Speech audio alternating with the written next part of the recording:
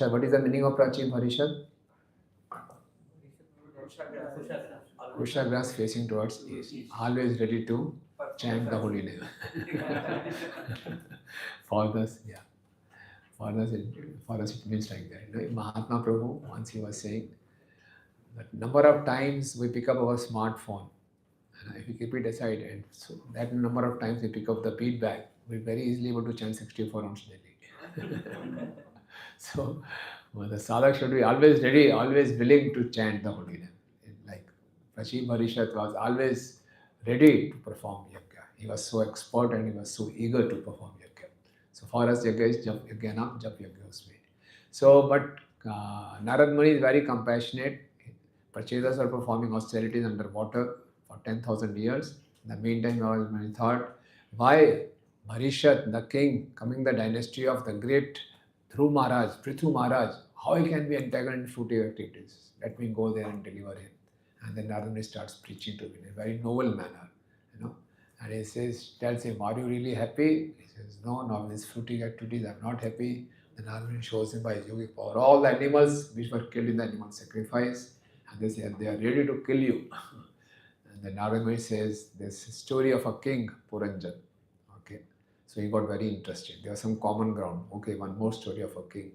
So then he says, the Puranjan means that he was roaming around looking for a suitable place to enjoy, and that means suitable place, suitable body to enjoy. So the most suitable body to enjoy is human body. Because in the human form of life, all the senses are active. In other forms of life, only one sense is active. Fish is through tongue, we all know that. Elephant through skin. But humans, all senses they can enjoy. And what is the most wonderful place for enjoying the senses is Bharatvarsh. Okay. Because Bharatvarsh is a place where you can generate karma. Okay. So he comes here and then he starts describing the body, you know. So the body had a wall. Wall means it has skins. The body has, that means the city. The city had walls. That means the skin of us. The city has parks, Upavan. That means the hairs. The city has big towers. Towers means the raised parts of the body like nose, head. Then it has trenches or canals.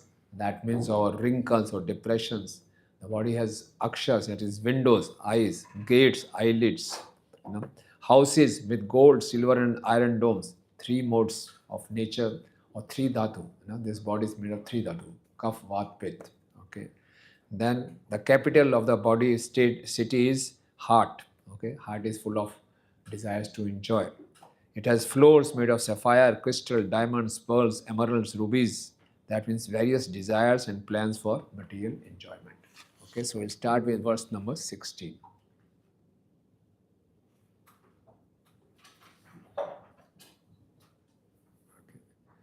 So verse number 16. Read the translation, please.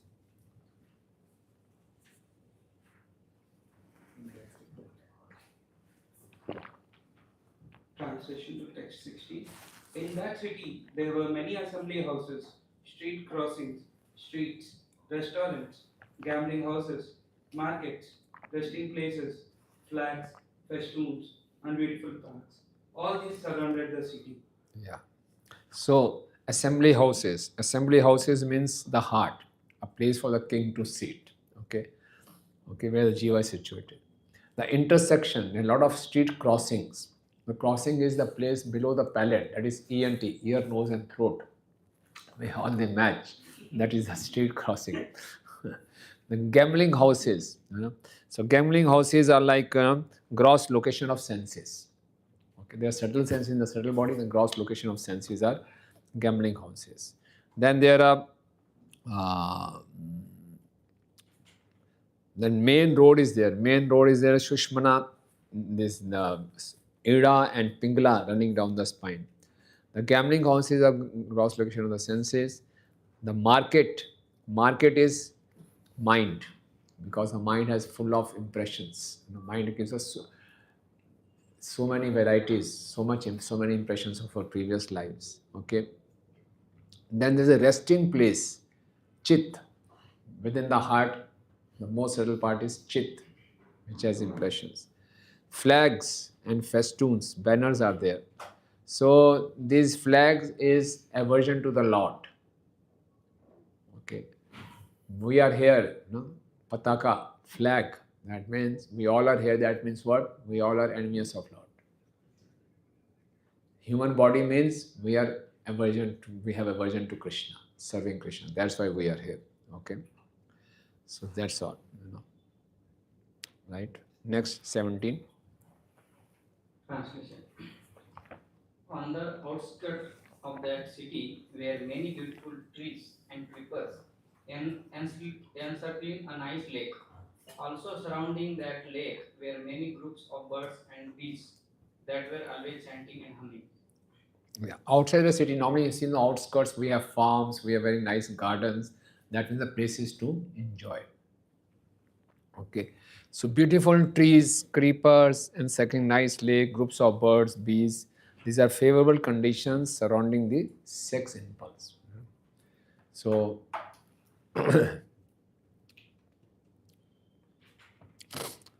so how the Puranjan seeing everything in outside world as a for his sense enjoyment. Okay, like Srila Prabhupada is writing. Please read the purport.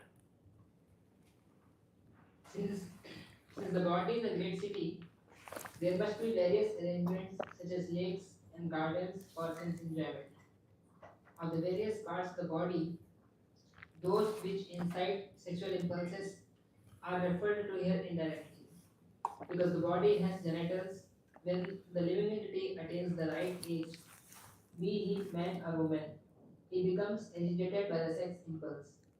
As long as one remains a child, he is not agitated by seeing a beautiful woman. Although the sense organs are present, unless the age is ripe, there is no sex impulse. The favorable conditions surrounding the sex impulse are compared here to a garden or a nice solitary park.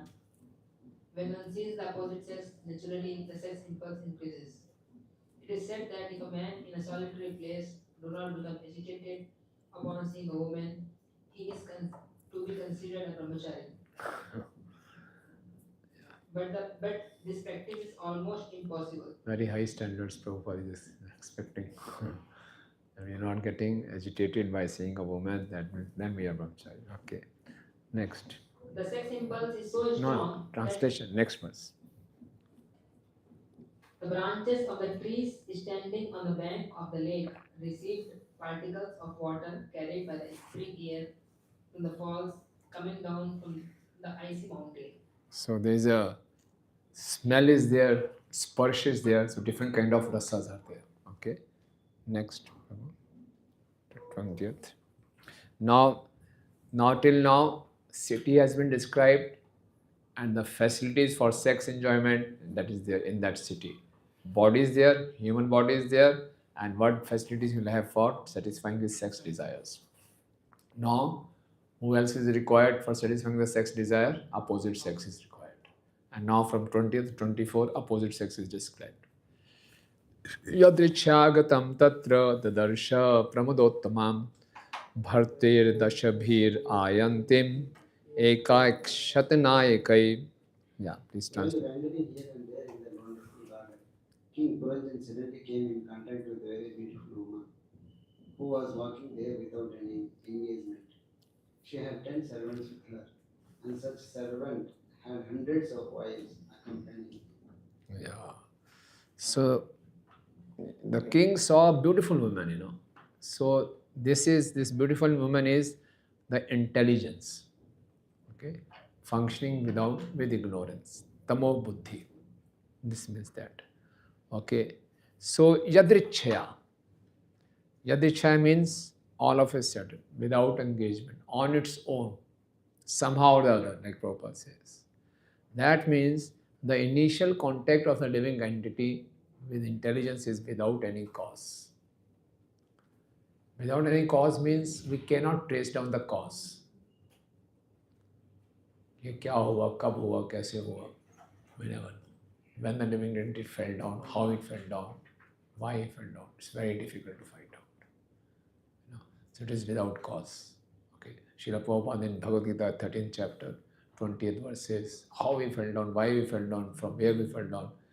when we go back, then we'll be able to realize. It's very difficult. There are different schools of thought. We felt from that place, we felt from that place. But somehow or other, the best thing is to understand somehow or the other, yadrichya, we came in contact with material modes of nature. Okay. So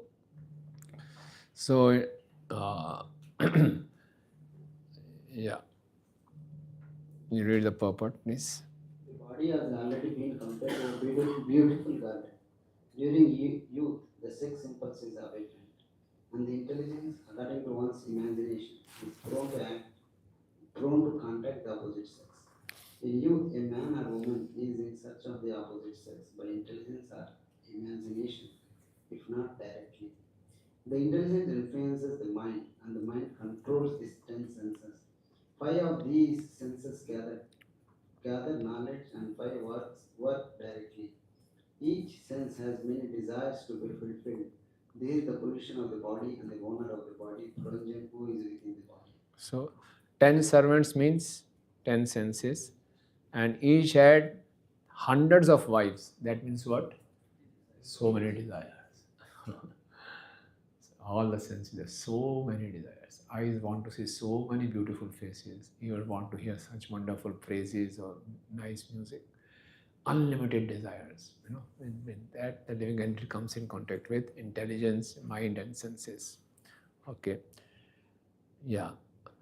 Panchshisha hina guptam pratiharena sarvata anveshanam shibham aprodam kamarupinam. Okay, yes. Translation. The woman was protected on all sides by a 5-hooded snake. She was very beautiful and young, and she appeared very anxious to find a suitable husband. Yeah. So she was protected by a 5-hooded snake. What are these 5-hooded snakes? 5 pranas. And she was very anxious to find a husband. That means intelligence alone cannot work without consciousness. Intelligence cannot work. Intelligence also needs consciousness. So living entity is conscious. So intelligence also looking for a husband. That is, it's looking for a living entity. Okay. Second paragraph. The woman who represents intelligence was searching after a husband. This indicates that intelligence cannot act without consciousness. A beautiful woman is useless unless protected by the proper husband. Intelligence must always be very fresh. Therefore, the word or pronoun very young is used here. Material enjoyment means utilizing the intelligence for the sake of rupa, rasa, gandha, shabda, and sparsha, of form, taste, smell, sound, and touch. See, our subtle body is always young. Gross body gets old, but subtle body is always young.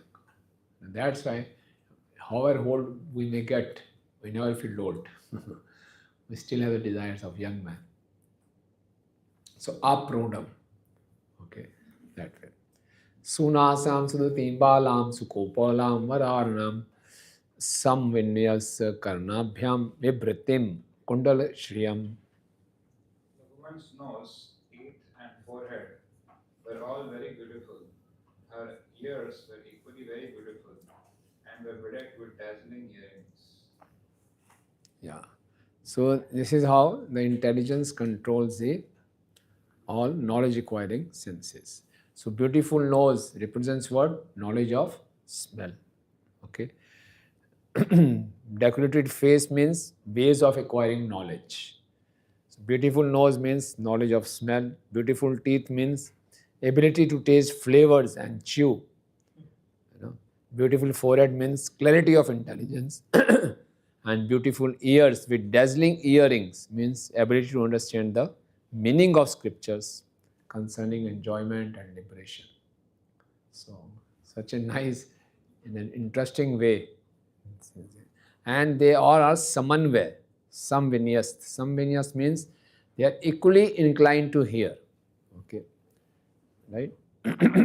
As Prachin Bharishat was also inclined to hear from Narad Muni. Prachin Bharishat was engaged in fruitive activities also. At the same time, he was inclined to hear from Narad Muni how to get liberation from this fruitive activity. Okay, so this Puranjan represents the living entity, but it's that living entity who has a psychophysical nature like that of a Prachin Marisha, king desiring to enjoy, engage in furtive activities. Okay. Pishang nivim shushonim shyamam kanakam ekhalam padabhyam kamanabhyam chalantim pavdabhyam kamanam chalantim nupurera devatam iva. Yeah. The waist and hips of the woman were very beautiful. She was dressed in a yellow saree with a golden belt. While she walked, her ankle bells rang. She appeared exactly like a denizen of the heavens. Yeah. So she is dark, shyamam, blackish. Blackish means the intelligence covers the Lord for the jiva. It makes our vision cloudy. Okay. So we cannot see the Lord. Material intelligence only looks for sense gratification. Okay. So yellow sari and gold belt means these are intelligence covered by the action of Rajogun. It depends on Rajogun. And jingling with ankle bells means it is unsteady in hearing scriptures. Jingle bells means it is unsteady. So it's our own description. We can realize this. Okay. Yeah. Yes, Prabhu. Why this detailed description is going on? What is significance for Puranjan or for us? Both. What is significance? Why is so much description? This is just beginning. You will be surprised. So much details will be there. So much details. So and then we know that it is an allegorical story, but Puranjan is thinking it's a real story. And it's very interesting. One king is there, he found a good city, outside place, beautiful woman, getting attracted. So it's like a kind of a love story. Then how he'll get entangled, how he'll get attached with that woman. Then next life he'll become a woman. Then what happened to that woman? It's a very interesting story. Then he'll say, it is you. And then he'll describe what is that intelligence, what is all these festoons, what is this city, and everything in detail explain. So for us, the main purpose is to develop detachment. It's useless to have a hope for sense enjoyment in this material world. Okay. However hard we may try, we will not be able to enjoy. And we should be very careful where we are getting our attachment to. Because in the next life, we may get a birth of a woman and then we'll suffer like that. So for us, it is to develop a sense of detachment. Right? I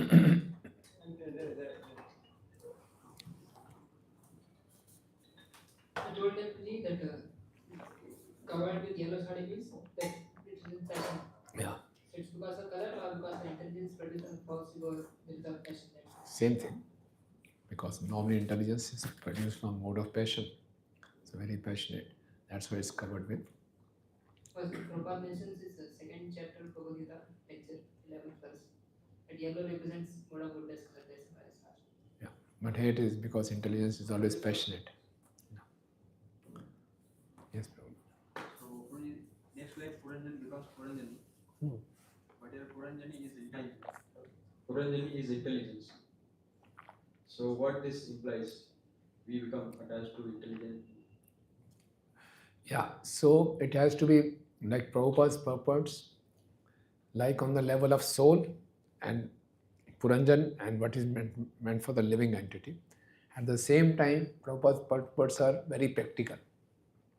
On the current scenario, if you really take it as a king getting attraction to a queen, then he becomes a queen. So that way also we get a teaching. Okay. And then Puranjan becoming Puranjani. That means this intelligence causes again rebirth. Because this intelligence is not purified, it will cause the living entity to take on birth and birth. Right? So if the intelligence is spiritualized, then we go back to Godhead. If it still remains attached, so it's a rebirth. Right? Yeah. Okay. No, 24. Stano vyanjit kaishoro samvrito nirantaro vastrantrena nigranti bridaya gajagaminim. Yeah.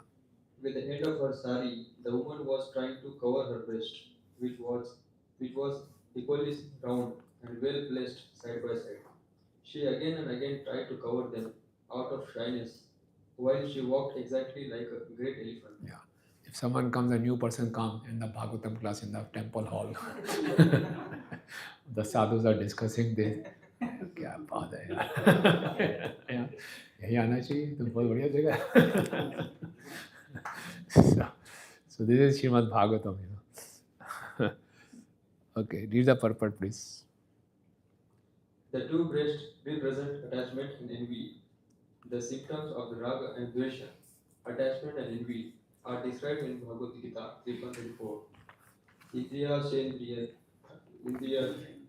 sarate raga dvesha vyavastitau tayor navisham agachet tau hi asya paripatitau.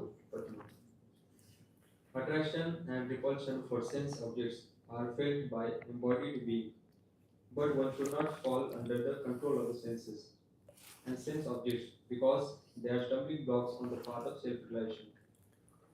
These representatives of the attachment and envy are very much unfavorable for advancement in spiritual life. One should not be attracted by the breast of a young woman. The great saint Shankaracharya has described the breast of a woman, especially young woman, as nothing but the combination of the muscles and blood. So one should not be attracted by the illusory energy of fresh breast with nipples. They are agents of the Maya, meant to victimize the opposite sex. Because the breasts are equally attractive, they are described as a sum vrito. The sex impulse remains in an old man's heart and soul, even up to the point of death. To be rid of such agitation, one must be very much advanced in spiritual consciousness, like Yamunacharya who said, Krishna Padarmande Navanam Rasa Sadhamani Udayata Antimas. Tadavati Vatnari Sangam Swarimani Bhavati Mukvikara Nishchivan. Since I have been engaged in the transcendental loving service of Krishna, realizing ever new pleasure in him, whenever I think of sex pleasure, I spit at the thought, and my lips curl with a distaste. When one is spiritually advanced, he can no longer be attracted by the lumps of flesh and blood which are breast of a young woman. The word nirantaro is significant because although the breasts are situated in different locations, the action is the same. We should not make any distinction between attachment and envy, as described in Bhagavad Gita. They are both products of Rajoguna, Kama Esha Kurodesha, Rajoguna Samudbhava. So there is no difference between attachment and envy because we never know when the attachment will convert to envy and when the envy will convert to attachment. We see in this material world, they are always interchangeable. This day I'm in love with this person, next day I hate that person, then next day I love that person. So both are dangerous for us. When Lord Rama killed Bali, so while dying, while leaving his body, the Bali gave a message to Angad, never be overwhelmed by too much rag or dvesh. That was the problem in my life. Okay, so he had too much of hatred for. Once he used to love Sugriv too much, then the same thing changed into too much hatred. So that's why it says rag desho vyavasthito. In our heart also, indrasya indrisyarthe ve rag dvesho vyavasthito. All the things have so much attachment or so much hatred for particular sense objects. So that tayonavashamagachet, if there is too much attachment or too much hatred, we get overwhelmed by them. And tayonavasham, we should not get controlled by them. Tayonavashamagachet, hirasya paripanthano, because this over attachment, over hatred, they are considered as robbers of our spiritual life. Here, paripanthano, on the spiritual path, they are considered the robbers. Okay. So even if If we are woman hater, that is also, it will take away our spiritual assets. So too much attachment to woman, too much aversion to woman is also a sign of attachment. Right? So both are the same. That's why nirantaram, there is no difference. Right? Okay. Next paragraph. The word niguhantim, trying to cover, indicates that even if one is tainted by kama, lobha, krodha, etc., they can be transfigured by Krishna consciousness. In other words, one can utilize kama for serving Krishna. Being impelled by lust, an ordinary worker will work hard day and night. Similarly, a devotee can work hard day and night to satisfy Krishna. Just as karmis are working hard to satisfy kama, krodha, a devotee should work in the same way to satisfy Krishna. Similarly, krodha can be used in the service of Krishna when it is applied to the non-devotees demons. Hanumanji applied his anger in this way.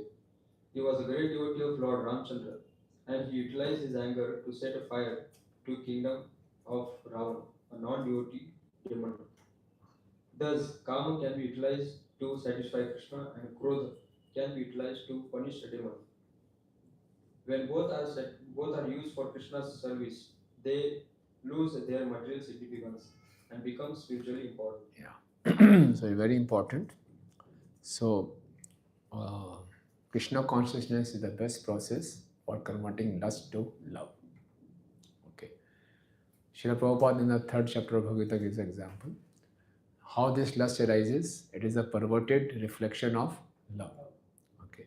He compares love with the milk and lust with the curd. Okay.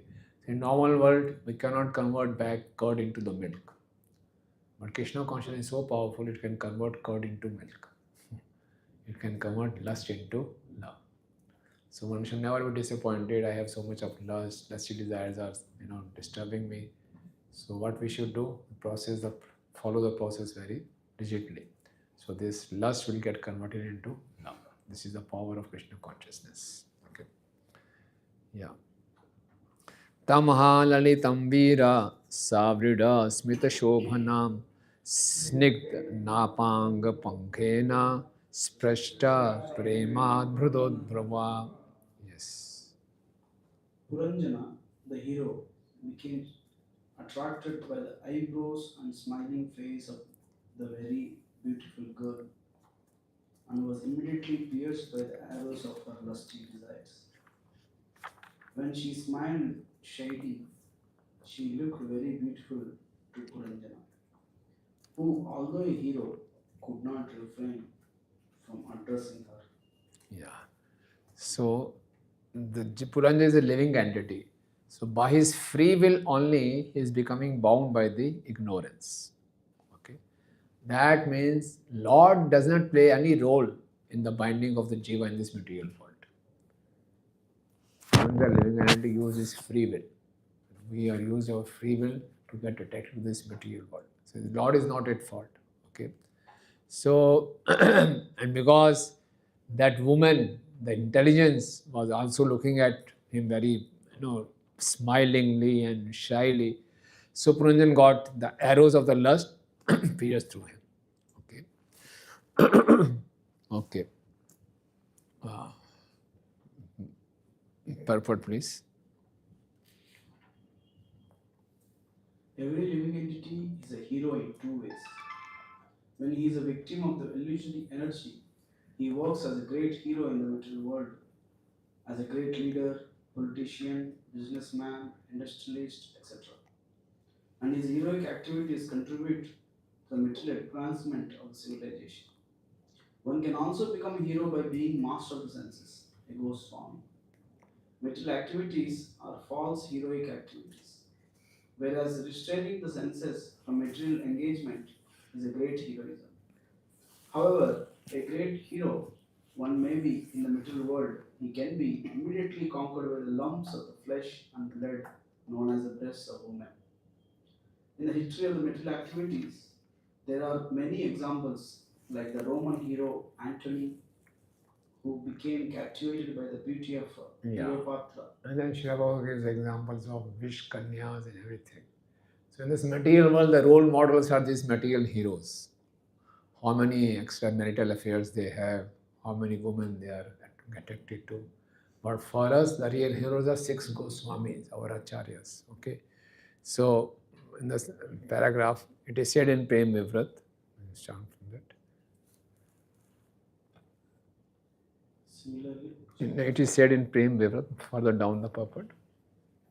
Next paragraph. Next paragraph. Krishna Bhakti Dr. It is said. it is said in the Prema Vivarta that when a living entity wants to enjoy material nature, he is immediately victimized by the material energy. A living entity is not forced to come into the material world. He makes his own choice, being attracted by a beautiful woman. Every living entity has the freedom to be attracted by material nature or to stand as a hero and resist that attraction. It is simply a question of the living entities being attracted or not being attracted. There is no question of he is being forced to come into contact with the material energy. One who can keep himself steady and resist the attraction of material nature is certainly a hero and deserves to be called Goswami. Unless one is a master of the senses, he cannot become a Goswami. The living entity can take of 2 positions in this world. He may become servant of his senses or he may become master of them. By becoming a servant of the senses, one becomes great material hero, and by becoming master of the senses, he becomes Goswami, a spiritual hero. Yeah, the choice is with us. Okay. From material hero to spiritual hero. From victim to victor. Okay. So Prabhupada says in one of the purports in 3rd canto, the trick is to be Krishna conscious. Okay. So all around there will be attractions. Material attractions will always be there. And this material attraction will always keep on, pulling us as long as we have this material body. Where does Lord Krishna says in Bhagavad Gita? That till the end of this body, this lust, shaknoti aham sogam, prag sharir mokshana. So it will remain. But Goswami means tolerating these urges. Vacho vegam, mansa vegam, udarupasya etan veganyo vishyet dhira. One who tolerates such vegas is called Goswami. So these urges will always keep on disturbing us, but we have to tolerate. Okay. So what will help us in tolerating these urges? How to become a spiritual hero? How to become a Goswami? Engaging our senses, Hmm? developing higher taste, Developing a higher taste. by having a full conviction that sense gratification is equal to suffering. Sense gratification is equal to suffering. Yes, very good. How to have that conviction? First we should go for sense gratification, then we suffer. By sharpening, regularly reading Shastras. Yeah, Shastras. And how to get good taste? By engaging in senses. How to sharpen our intelligence? By scriptures. And how to strengthen our mind? By chanting. Okay. So this is a very full package Prabhupada has given us. So if we have a good sadhana in the association of devotees, that will always help us to resist the temptation. And whenever we get weak in sadhana, the temptation will become very strong. The Guru Maharaj used to say, when our sadhana is good, we are not attracted to the Maya. When the sadhana is not good, the Maya looks very beautiful. The same Maya is there. So it's very, very essential for all of us, at whatever stage of devotion service we are, not to be lenient with our sadhana, in our association of devotees. The Prabhupada says, the most secure place in the entire creation for a devotee is the association of devotees. So even if you're getting tempted by Maya, if we keep ourselves in the association of devotees, we are saved. Devotee will pull us back. Okay. So it's very, very essential. So gradually, we can also, following the path of Goswamis, we can also become Goswamis. Okay. 26 translation, please. My dear Lotus, kindly explain to me where you are coming from, who you are, and And whose daughter you are? You appear very chaste. What is the purpose of your coming here? What are you trying to do? Please explain all these things to me. Yeah, so he's trying to attract, like a male gets attracted to female, he starts talking. Okay, so Jiva is getting attracted to the material intelligence. He's trying to woo her, like attract her. Okay, and so it is said, but we human beings, we should use our higher intelligence for a higher purpose, for a Thato Brahma Jigyasa. Okay, so Prabhupada is writing further down in the first paragraph, in the middle, Athato Brahma Jigyasa. A living entity is always connected with a certain amount of intelligence. But in the human form of life, the living entity must inquire about his spiritual identity. Not for the woman, who are you, from where you have come. He should ask himself, from where I have come.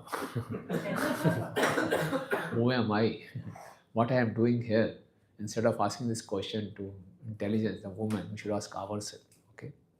It is said, one who is simply conscious of the body is no better than an animal, even though he be in the human form. Bhagavad Gita 15:15, Krishna says, Sarvasya chaham ridhi sanavishto mata smritingyam apohanam cha. I am seated in everyone's heart, and from me come remembrance, knowledge, and forgetfulness. In the animal form, the living entity is completely forgetful of his relationship with God. This is called apohanam, or forgetfulness. Okay. In the human form of life, however, the consciousness is more greatly developed, and consequently, the human being has a chance to understand his relationship with God. In human form, one should realize his intelligence by asking all these questions, just as Puranjan, the living entity, is asking the unknown girl where she has come from, what her business is, why she is present, etc. Okay. Yeah. 27th. Translation. My dear lotus-eyed, who are those 11 strong bodyguards with you? And who are those 10 specific servants? Who are those women following the 10 servants? And who is the snake that is preceding you? Yeah. So the leader is what? Who is the leader? Mind. And mind is very powerful. Okay. Right. So Prabhupada is writing, please start reading from 5th line. The mind works under. The mind works under the intelligence, and under the mind are the 10 senses. And under the 10 senses are innumerable desires to be fulfilled. All these, however, depend on the vital life force, which is here represented by the snake. As long as the vital life force is there, the mind works, and under the mind, the senses work. And the senses give rise to so many material desires. Actually, the living entity known as Puranjan is embarrassed by so much paraphernalia. All this paraphernalia simply constitutes different sources of anxiety. But one who is surrendered onto the Supreme Personality of Godhead and who leaves all business to him is freed from such anxieties. Therefore, Prahlad Maharaj advises a person who has taken to the materialistic way of life, which is never permanent but always temporary, to take shelter of the Supreme Personality of Godhead and leave aside all his so-called responsibilities in order to get free from all anxieties. Yeah, what is that? Savda Subhadmin Dhyam Asatprad. So this Tamo Buddhi, what he does is uses mind and intelligence for enjoyment and then create anxieties. Okay. Translation next, please.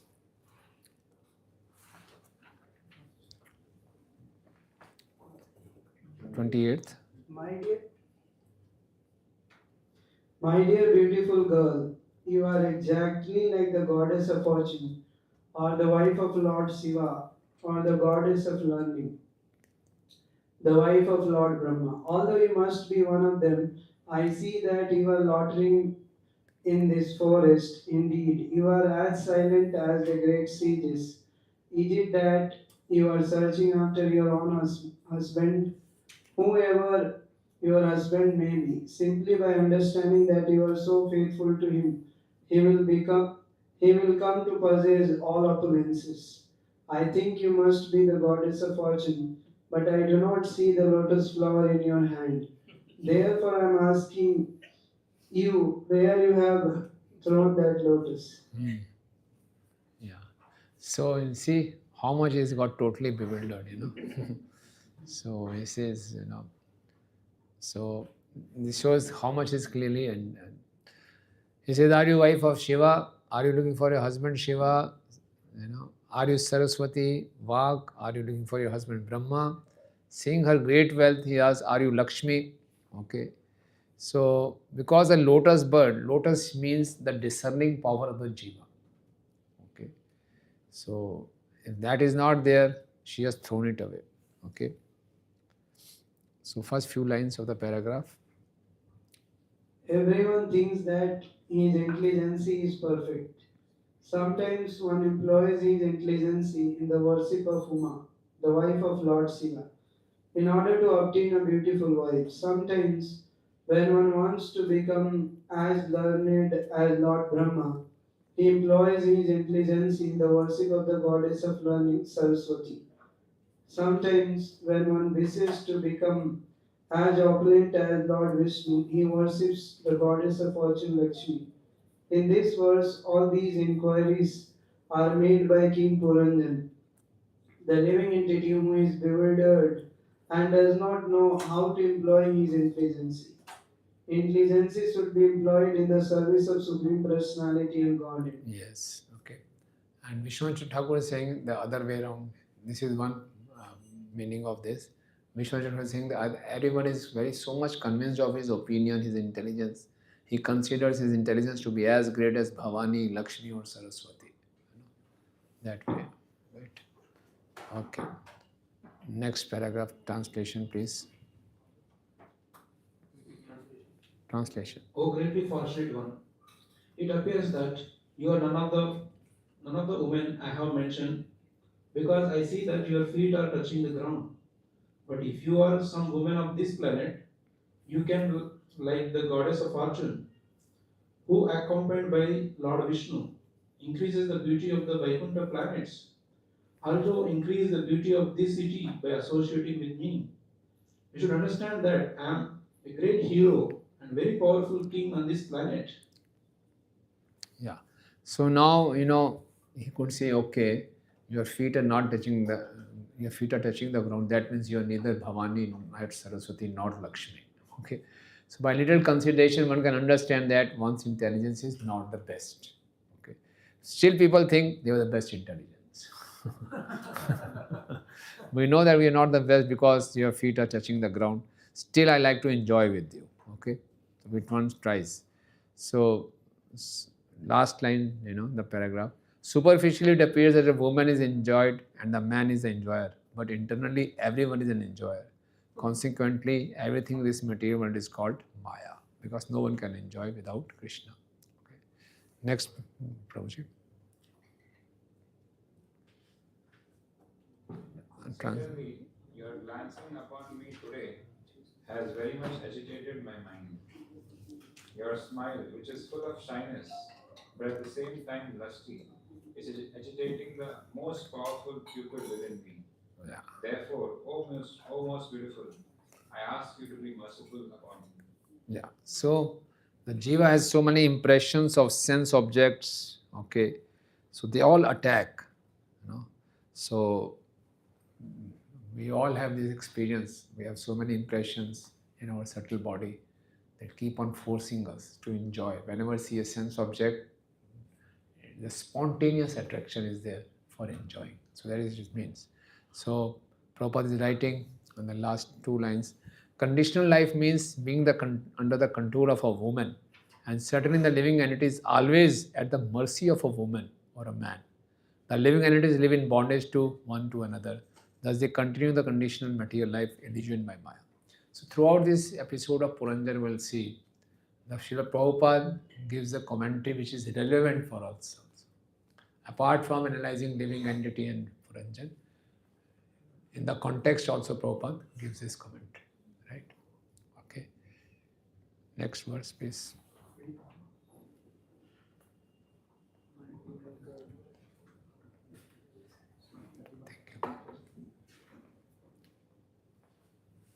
My dear girl, your face is so beautiful, with your nice eyebrows and eyes, and with your bluish hair scattered about.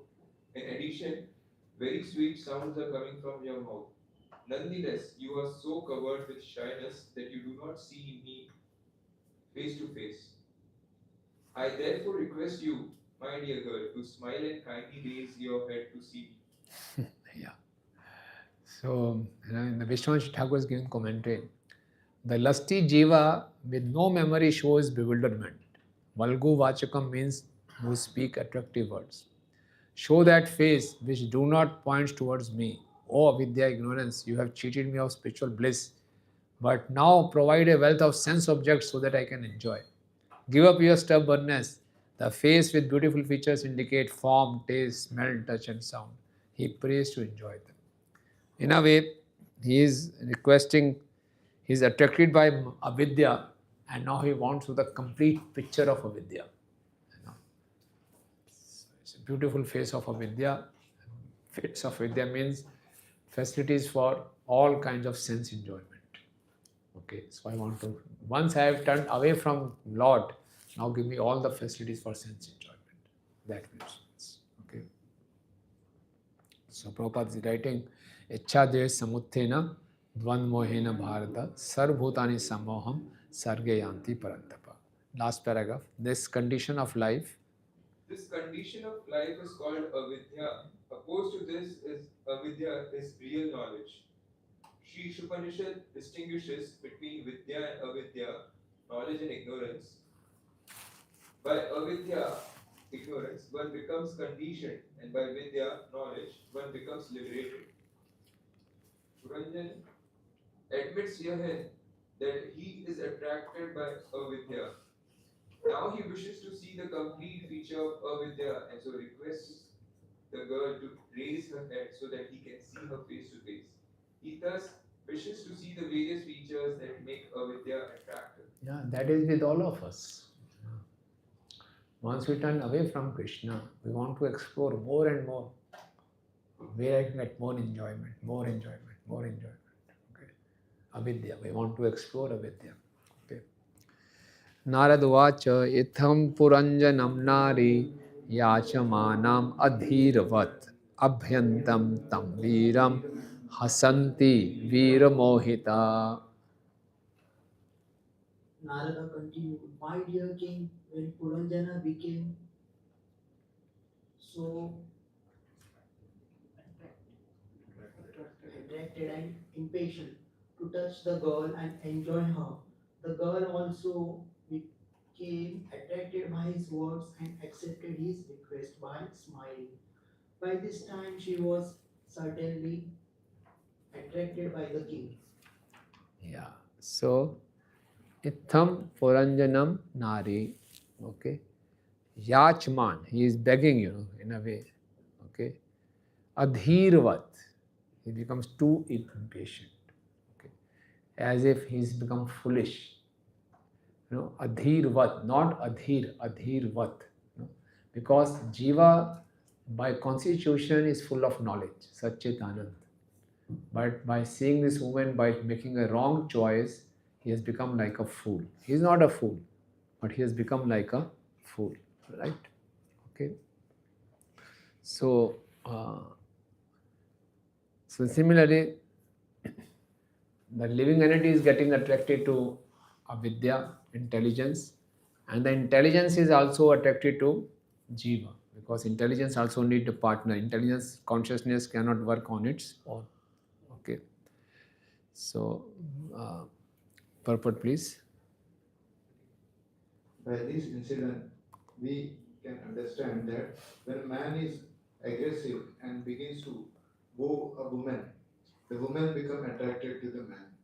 This process is described in the Bhagavatam as Pumsa Striya Mituri Bhavavyeta. This attraction is enacted on the platform of sexual life. Thus, the sex impulse is the platform of material engagement. Yeah.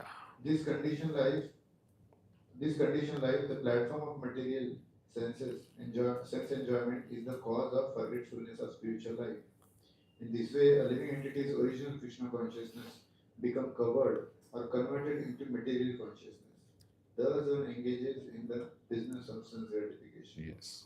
Navidam vayam samyak kartaram purushashrabha atmanasya parasyapi gotram namam cha yat kritam. Yes. The girl said, O best of human beings, I do not know who has begotten me. I cannot speak to you perfectly about this, nor do I know the names or the origin of the associates with me. Yeah. So he is asking from where you had come, who are you? So spiritual meaning is that the tamo buddhi cannot give jiva this knowledge from where you have come, why you have come. This cannot go. So materially contaminated intelligence cannot claim to know the constitutional position of Krishna and living entity. Okay. So first few lines of the purport. The living entities. The living entity is ignorant of his origin. He does not know why this material world was created, why others are working in this material world, and what the ultimate source of this manifestation is.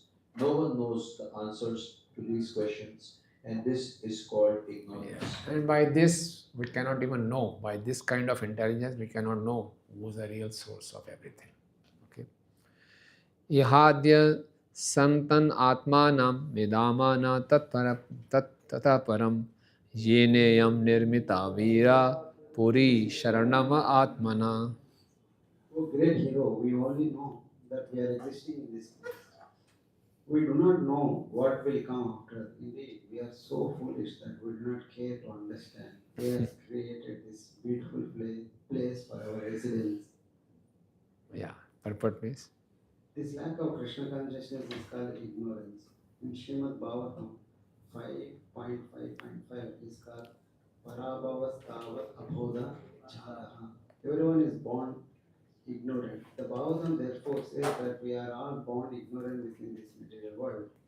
In our ignorance, we may create nationalism, philanthropy, internationalism, science, philosophy, and so many other things. The basic principle behind all this is ignorance. What then is the value of all the advancement of knowledge? The basic principle is ignorance. Unless a person comes to Krishna consciousness, all his activities are defeated. This human form of life is especially meant to dissipate ignorance. But without understanding how to dissipate ignorance, people are planning and building many things. After death, however, all of this is finished.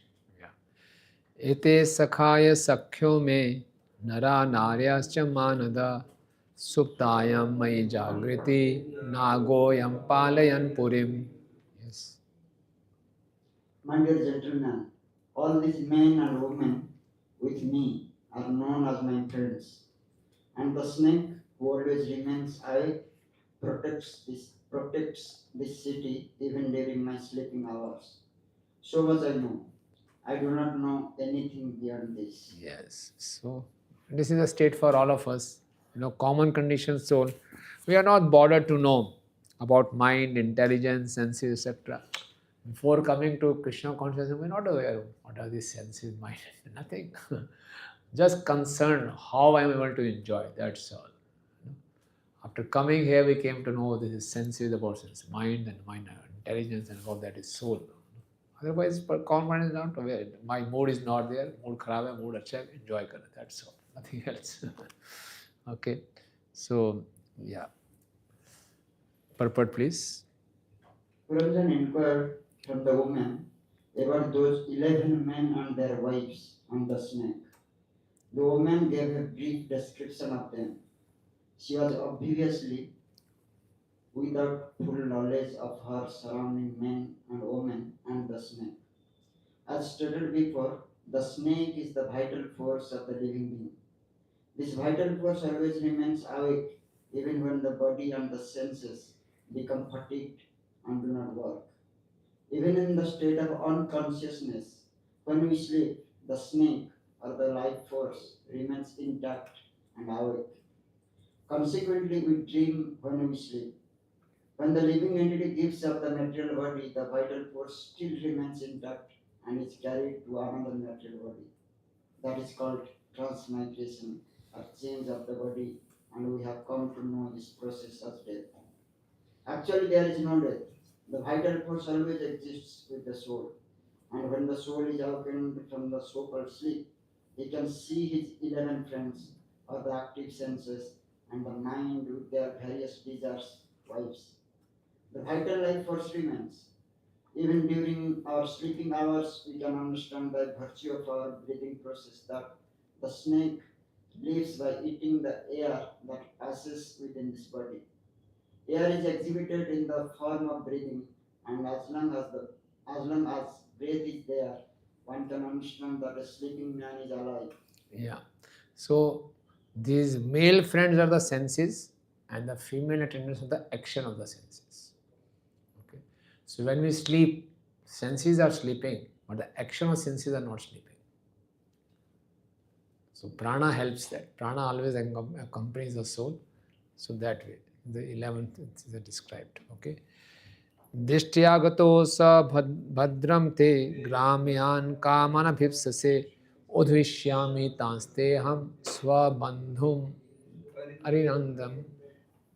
O killer of the enemy, you have somehow or other come here.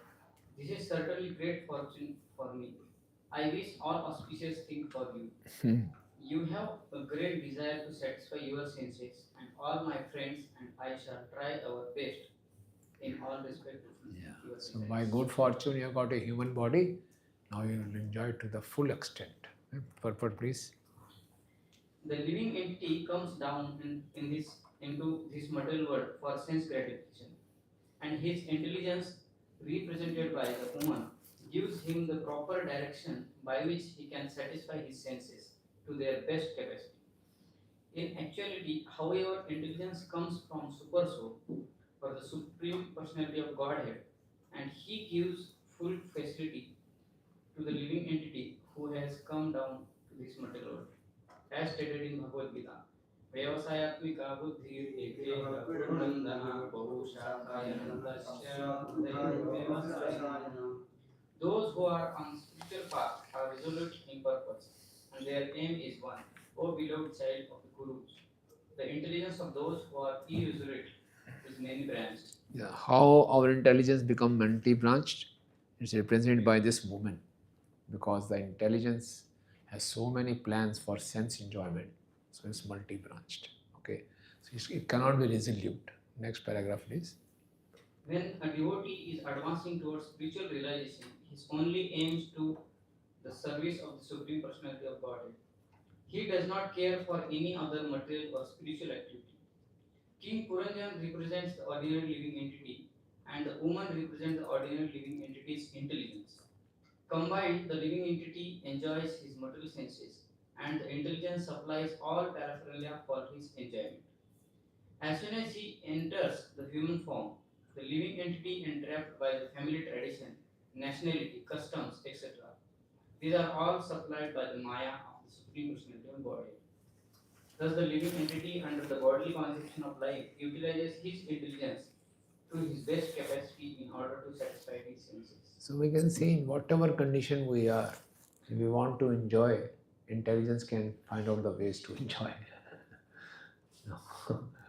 You know, even like for some new devotees, if on the smartphone we have parental control, they find out the ways how to break the parental control. And I'm surprised there are some devotees, they were not so educated. They don't know anything about IT, nothing. Well, they also find out the ways how to break the password. So it's all our determination. So if we want to enjoy, we will enjoy. So if you like use our intelligence for this purpose, it always remains multi-branched. And multi-branch intelligence means we will never be satisfied. Okay. So only in devotional service, the intelligence can be Vyasatmika Buddhi. Even other transcendental process also, karma, jnana, yoga, the intelligence cannot be Vyasatmika Buddhi. This is the exclusiveness of bhakti. How? Because for getting success in karma, jnana and yoga, we had to have a mixture of bhakti. Okay. Now, if you are pursuing any path, if you want to be enthusiastic in our sadhana, we should always keep on thinking of the sadhya, prayojan. Prayojan inspires a sadhak to be more enthusiastic in his sadhana. Okay, abhidev. So like if some Jnani is there, he wants to merge into Brahm Jyoti. So he gets inspired, he performs more tapasya, more purification. So his intelligence get divided into sadhya also and sadhana also. For Gyan, Yoga and Karma, sadhana and sadhya are different. Okay. Sadhya is different, sadhana is different. So intelligence gets divided into two things. And again, he has a mixture of devotional service. So he has to focus on bhakti also. So for any other transcendental persons also, the intelligence is divided at least into three parts: sadhana, sadhya, and the active element of bhakti. But for devotional service, sadhana and sadhya are same, and the active element is bhakti itself. So he is focused only bhakti. Sadhana, sadhya, active element only bhakti. So only in bhakti one can be Vyavasatmika buddhi. In other process also, Gyan, Yoga, Karma, one cannot be Vyavasatmika buddhi. His intelligence is divided. And those in the sense gratification is multi-branched. Okay.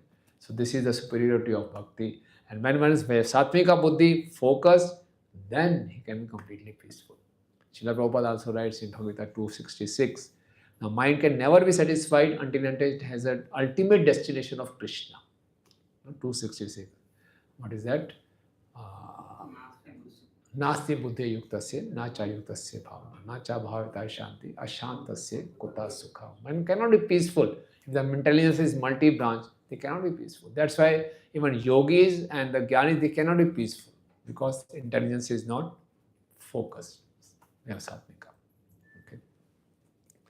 So, when devotee is advancing towards spiritual realization, his only aim is the service of the Supreme Personality of Godhead. He does not care for anything material or the spiritual activity. But unfortunately, when in our organization, so we also get distracted. It's very difficult to have a Satmika buddhi. Though our process is Krishna consciousness, but there are so many distractions. What are the distractions? That we can't remain a Satmika buddhi. Subtle distractions. Hankering for more position. Yeah, hankering for? Post position and then going in that direction. Yeah, hankering for power, pose, position, So it's very difficult, very, very difficult to remain focused in all such situations. But by proper association and by proper cultivation of knowledge, we should remain focused. Because otherwise, there is no peace. So while we are in this movement also, we should not feel, okay, now I am in Krishna consciousness, I am a Satmika buddhi. No. So just by being a member of a brahmachari in Krishna in ISKCON society doesn't mean that we have a Satmika buddhi. We'll have to always be very, very careful. One-pointed intelligence. Yeah. Really, this focus means fixed one-pointed intelligence. Yeah. So till the time it is contaminated. Yeah. So how one should be cautious means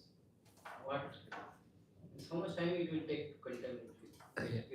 Yeah. But enthusiastically keep on performing our sadhana. That's the only way. Bhaktivinoda Thakur says, only way to get out of this unearth and everything is enthusiastic performance of spiritual master's instructions. That is the only way. Not to give up, not to feel let down, not to feel depressed, demotivated. Never. Because once we start feeling demotivated, depressed, Maya will attack more. So, always enthusiastic. It's a fight with Maya. Okay. And the trick is to turn to Krishna. Krishna has all the power. So just turn to Krishna, Krishna will save us. Right? Okay. Yeah, next one, please. Imam tvam adhishtasva purim naumukhim vibho mayopanitan goyan kam bhogan shatam samaha. My dear Lord, I have just arranged the city of 9 gates for you, so that you can have all kinds of sense gratification. You may live here for 100 years, and everything for your sense gratification will be supplied. Yeah, so this is how Prabhupada's purport, please. Dharmartha kama mokshanam dhara samprapti etava. The wife is the cause of all kinds of success in religion economic development, sense gratification, and ultimately salvation. When one accepts a wife, it is to be understood that he is being helped in his progressive march towards liberation. In the beginning of a life, a person is trained as a brahmachari and is then allowed to marry a suitable girl and become a householder. If one is thoroughly trained in household life, he finds all facilities for human life eating, sleeping, mating, and defending. Everything is there if it is executed under according to the regulative principles. So if one reads this purport only, it's very good, Prabhuji. So here is being encouraged. One should marry, one should have a wife. The wife will provide everything. So my father used to read Srimad Bhagavatam. So whenever he used to come across such purport, he used to show me. See, Prabhupada is saying, Prabhupada is saying, so we want to brahmachari. Why? So normally it happens like that. So we have to see the things in total context. Right? Okay.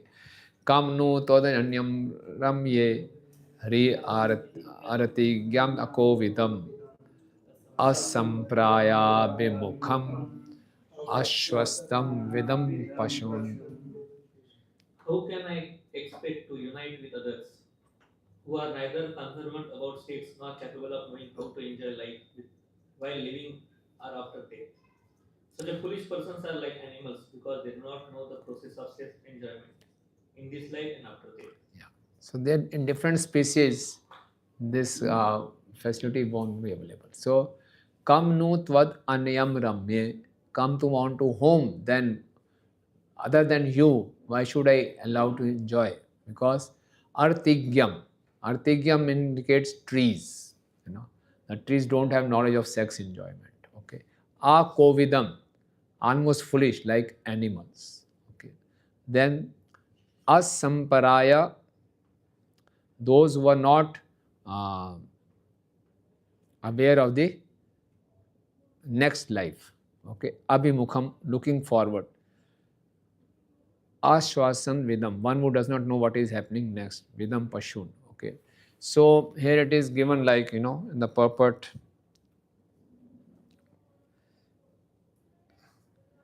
So can I show on the Vishwanath Thakur's purport? That will be better.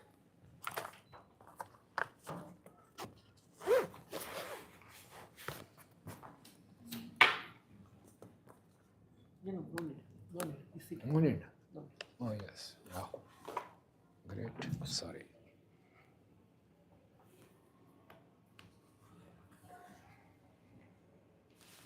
It's coming.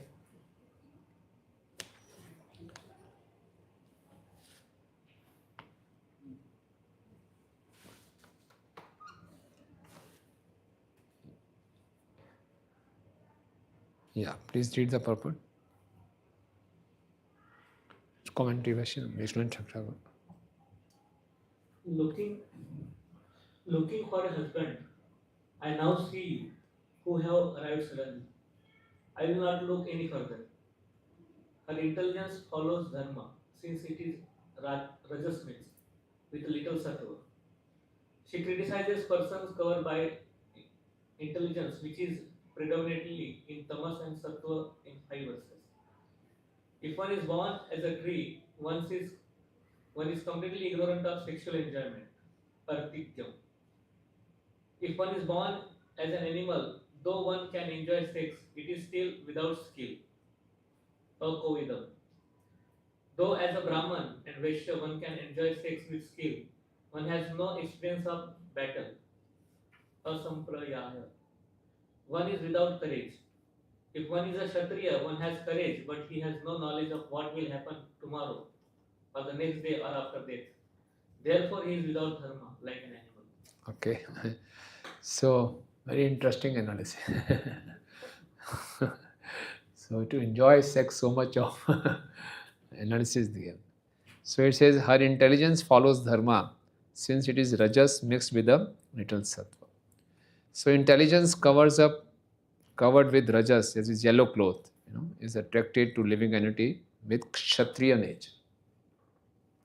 Okay. And we read in the beginning, she was wearing yellow cloth. Okay. It says covered with intelligence, rajas. So she is inclined for Puranjan. That is Prachin. His indication of Prachin Bharishat for a Kshatriya spirit. Kshatriya spirit knows how to fight but is not aware of the next life. Okay. So she is rejecting trees, animals, Brahmans, Vaishyas and other Kshatriyas who are not aware of their future. Right? Okay. That way. We'll go to the next. Dharmo hi atarth kamaucha prajanando amritam yasha loka vishoka virja yana kevlino vedo. Okay. The woman continued. In this material world, a householder's life brings all kind of happiness in religion, economic development, sense gratification, and the begetting of children, sons and grandsons. After that, one may desire liberation as well as material liberation. The householder can appreciate the results of sacrifices, which enables him to gain promotion to superior planetary system. All this material happiness is practically unknown to the transcendentalist. They cannot even imagine such happiness. Now she is ये ब्रह्मचारी सन्यासी क्या जानेंगे बोला she wants to enjoy sex. तो क्या सन्यासी बेकार हैं इनको क्या पता no. So she is only she is glorifying the three goals dharma, arth, काम, and prajananda means bliss arising from union of producing children. Prajananda. There is Brahmananda, there is Premananda, there is Prajananda. Okay. So she is not approving of the fourth goal, liberation. It is difficult to attain. This indicates the sattvic intelligence being criticized. Okay. Of course, from the spiritual point of view, recommending on the first three goals is the result of ignorance. Yeah, purport, please. Prabhupada is analyzing this shloka in the way of Pravritti Marg and Nivritti Marg. Read the purport, please. According to Vedic instructions, there are two paths of human activities. One is called Pravritti Marg and the other is called Nivritti Marg. The basic principle for either of these paths is religious life. In animal life, there is only Pravritti Marg. Pravritti Marg means sense enjoyment, and Nivritti Marg means spiritual advancement. In the life of animals and demons, there is no conception of Nivritti Marg, nor is there any actual conception of Pravritti Marg. Pravritti Marg maintains that even though one has the propensity for sense gratification, he can gratify his senses according to the directions of the Vedic injunctions. For example, everyone has the propensity for sex life, but in demonic civilization, sex is enjoyed without restriction. According to Vedic culture, sex is enjoyed under Vedic instructions. Thus, the Vedas give instruction, that direction to civilized human beings to enable them to satisfy their propensities for sex gratification. In the Nivritti Marg, however, on the path of transcendental realization, sex is completely forbidden. The spiritual orders are divided into four parts: Brahmacharya, Grahastha, Vanaprastha, Sannyas. And only in the household order can the Pravritti Marg be encouraged or accepted according to Vedic instructions. In the orders of Brahmacharya, Vanaprastha, and Sannyas, there are no facilities for sex. In this verse, the woman is activating Pravritti Marg only and is discouraging the path of Nivritti Marg. She clearly says that the yatis, the transcendentalists who are concerned only with spiritual life, Kaivalya, cannot imagine the happiness of Pravritti Marg. In other words, the man who follows the Vedic principles enjoys the materialistic way of life not only by becoming happy in this life, but also in the next life by being promoted to the heavenly planets. In this life, such a person gets all kind of material opulences, such as sons and grandsons, because he is always engaged in various religious functions. The material distress are birth, old age, disease, and death. But those who are interested in the Pravritti Marg hold various religious functions at the time of birth, old age, disease, and death, without caring for the distress of birth, old age, disease, and death. Okay. And they are addicted to performing the special functions according to the Vedic ritualistic ceremonies. Yeah, so the material intelligence is convincing the living entity to enjoy sex life. क्या पता कैवल्य मुक्ति मिलती है नहीं मिलती है, किसने देखा कृष्ण प्रेम क्या है, कृष्ण प्रेम छोड़ो मुझसे प्रेम करो. So that you have not experienced, that you have not seen, why are you getting brainwashed? Okay. So कई बार ब्रह्मचारी आश्रम में ऐसे विचार आते हैं, after it's called mid life crisis, पता नहीं मिलेगा नहीं मिलेगा, जो मिल रहा उसको तो ले लूँ। बाद में ना माया मिली ना Ram, you know. So this is sometimes, after spending around 10-12 years in the brahmachari ashram, we have this kind of crisis. We should be aware this crisis will come. When a person is turning around 35-40, he says, क्या होगा आगे जाके? This kind of fear comes. And also, whether we go back to Godhead or no, I don't know. But these facilities are available. Let me enjoy. Okay. So one should be very, very careful.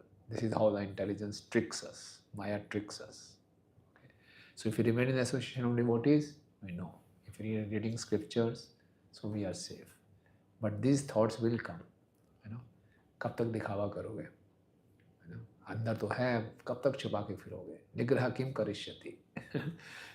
Some people say that essence of Bhagavad Gita is this, निग्रह किम करिष्यति? क्यों रोक रहे अपने आप को? खुल के खेलो. So it's not like that. So intelligence may cheat us like this. So you have to always remain in the association of devotees, reading scriptures, so that way we are safe. Right? So we'll get such ideas. And we may see people also changing ashrams. And normally people change ashram after. We'll see that. Initially, we are very enthusiastic. Yes, मैं देख के रहूँगा कृष्ण प्रेम पा के रहूँगा. And gradually, because it requires perseverance, it requires patience, utsaha, nishchay, dharya. But because of our rajagun, we are not able to maintain that dharya. Okay, right? Yeah. Any comments or questions? Want to go ahead? Okay. Pitra Deva Rishi Martyanam Bhutanam Atmanaschaha Sheyam Vadanti Sharanam Bhavesmin Yad Grahashrayama. Yeah. 40th verse.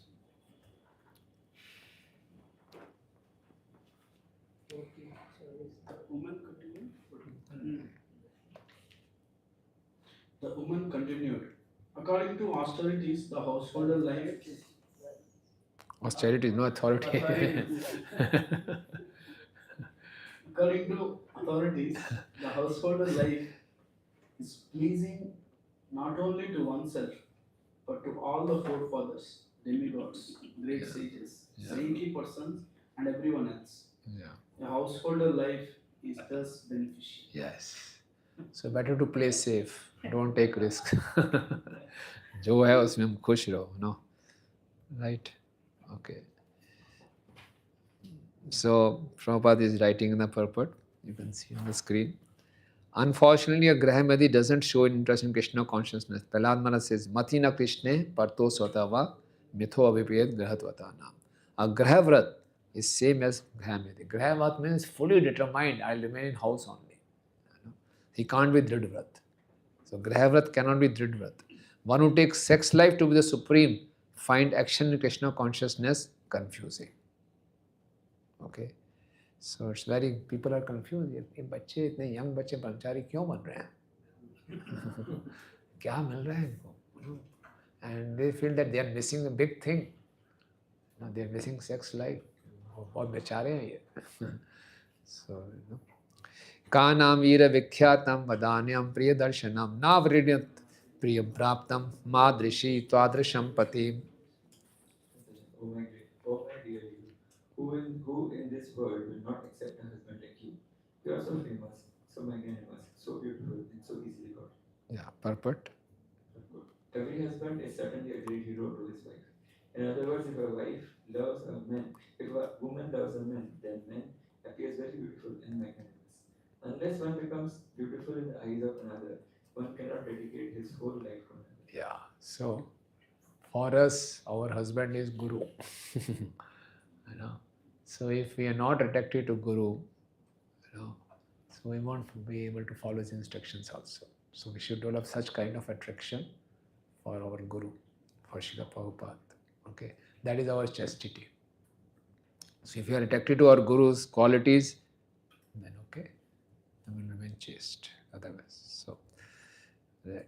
Kasya manaste bhuvi bhogi bhaugyo striya na sajjet bhujayo mahabhuja yonath vargadhimalam grinodhata smita valokin charati apohitam. O mighty arm, who in this world will not be attracted by your arms, which are just like the bodies of the serpents. Actually, you relieve the distress of the husbandless woman like us by your attractive smile and your aggressive mercy. We think that you are traveling on the surface of the earth just to benefit us only. Yeah. Okay. So this is how, like we said earlier, the intelligence also needs consciousness to operate. So intelligence is getting attracted to the living entity because intelligence is jada. Intelligence, mind, intelligence, this is jada, inanimate. It become animate only by consciousness. Okay. So the word anath varga is, you can read this.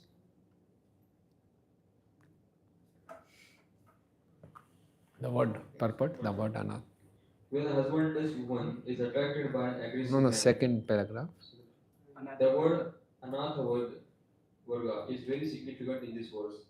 Nath means husband and means without. A young woman who has no husband is called anath, meaning one who is not protected. As soon as a woman attains the age of puberty, she immediately becomes very much agitated by the sexual desire.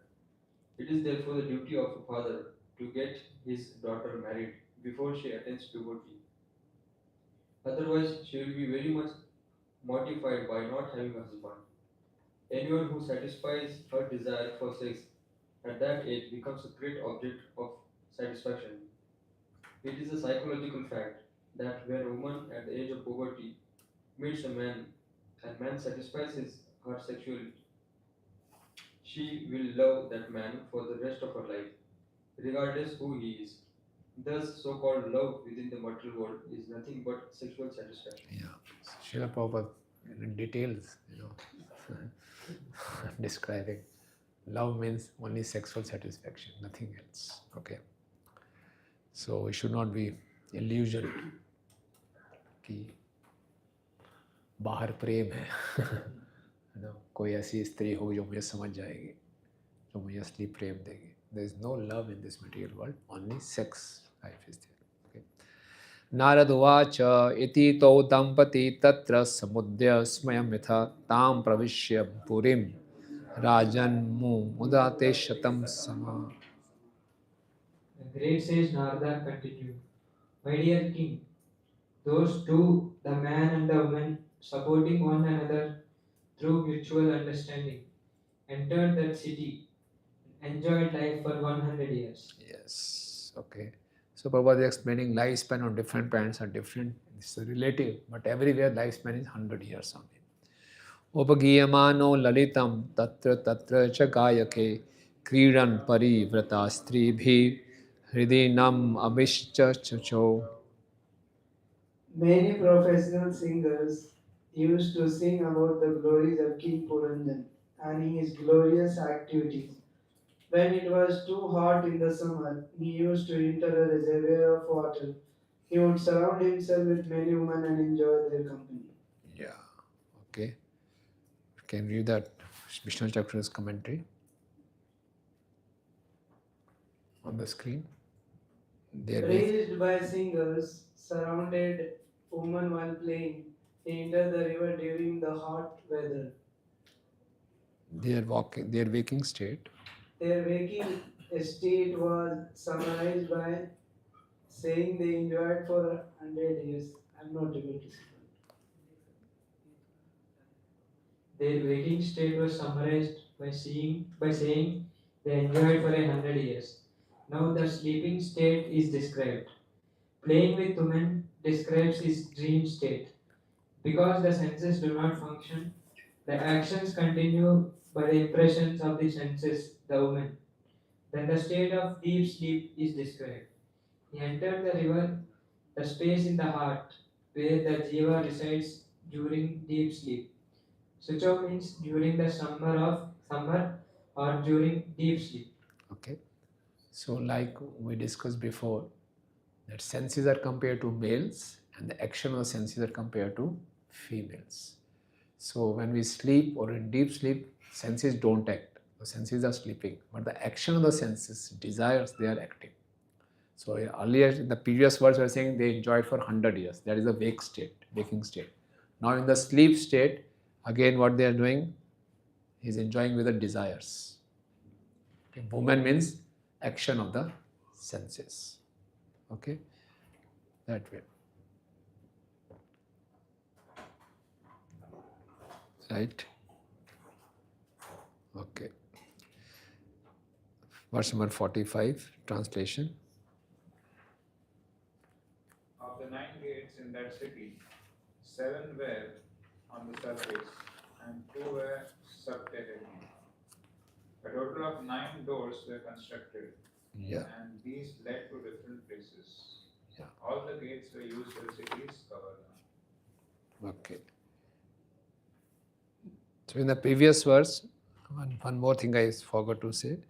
So there was a waking state,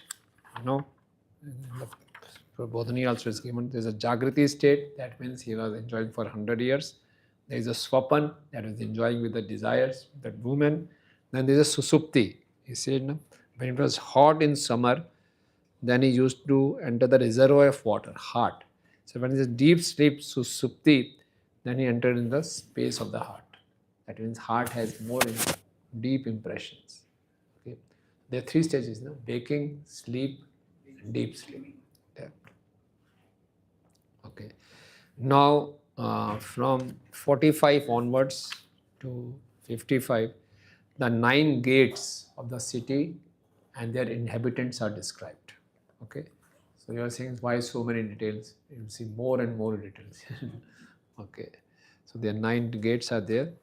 So 7 are on the surface, 2 are the subterranean. A total of 9 roads were constructed and these lead to different places. Okay. So purport please. Now Prabhupada Vishwanath Thakur is saying the waking state is now described in detail, showing the 9 gates. Okay. Yeah. Purport please. The 7 gates of the body that are situated upward are the 2 eyes, 2 nostrils, 2 ears, and 1 mouth. The 2 subterranean gates are the rectum and the genitals. The king or the ruler of the body, who is the living entity, uses all these doors to enjoy different types of material pleasures. The system of opening different gates to different places is still evident in old Indian cities. Formerly, a capital was surrounded by walls and one passed through various gates to go to various cities or toward specific directions. In Old Delhi, there are still remnants of surrounding walls and various gates known as the Kashmir Gate, the Lahori Gate, or Uri Gate. Similarly, in Ahmedabad, there is a Delhi Gate. The point of this simile is that the living entity wants to enjoy different types of material opulences and do this, and nature has given him various holes in his body that he can utilize for sense enjoyment. Yeah. In Mathura also there is a holy gate, In Mathura also there is one gate. Okay. Next, Prabhuji. My dear king. My dear king, of the 9 doors, 5 led towards the eastern side, 1 led towards the northern side, and 1 led towards the southern side, and 2 led towards the western side. I shall try to give the names of these different doors. So we are reading the commentaries, so we are analyzing. Just here, just try to imagine the position of Prachin Parishad.